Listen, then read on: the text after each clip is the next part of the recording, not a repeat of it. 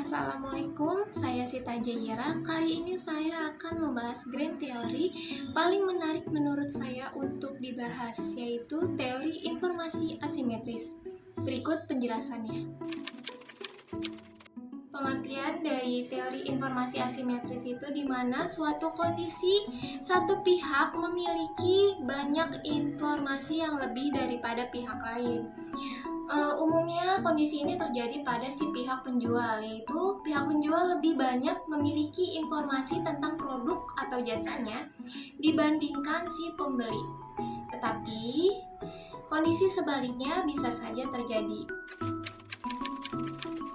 Contoh dari teori informasi asimetris ini misalnya, aku adalah penjual handphone bekas di suatu pasar. Dan aku, si penjual, ini tahu lebih banyak tentang smartphone bekas ini daripada si calon pembeli. Dan aku, si penjual ini misalkan selalu melebihkan seakan produk yang dia jual itu bagus. Akhirnya, si calon pembeli itu akan selalu merasa curiga dan khawatir tentang produk yang dia jual.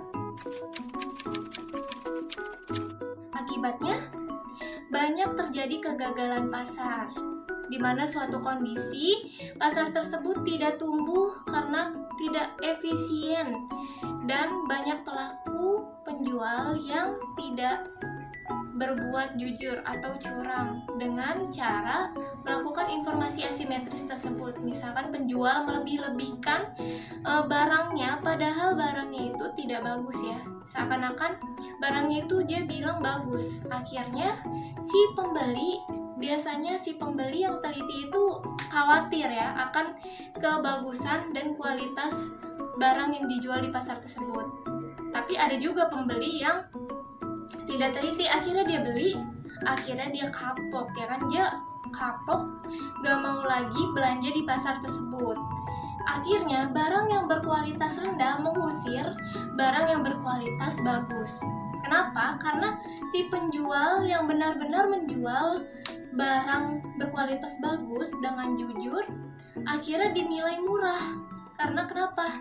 Banyak di lingkungan tersebut, yaitu pelaku si penjual ya, yang banyak melakukan kecurangan atau informasi asimetris tersebut. Apa aja sih penyebab seseorang melakukan informasi asimetris? Pertama itu adanya faktor kesempatan. Jadi kayak suatu pihak itu punya kesempatan besar untuk melakukan informasi asimetris tersebut karena melemahnya pengawasan dan ketelitian si pembeli. Misalkan kalian pembeli itu kurang teliti dalam membeli, akhirnya si penjual itu melakukan informasi asimetris. Karena kamu juga melemahnya ketelitian kamu, maka terjadilah suatu transaksi di mana itu telah dicampurkan oleh informasi asimetris oleh si penjual. Yang kedua adanya motif. Motif itu kayak niat tersembunyi yang kurang baik oleh si penjual. Jadi si penjual kalau udah punya motif, udah niat mau nipu gitu ya, akhirnya ya udah dia lakuin aja informasi asimetris tersebut, melebih-lebihkan barangnya atau menyembunyikan kekurangan dari barangnya, itu udah motif. Yang ketiga adanya rasionalisasi, yaitu di mana seseorang menganggap bahwa segala tindakan yang dia lakukan itu baik, padahal bisa saja menurut si pembeli itu tidak baik.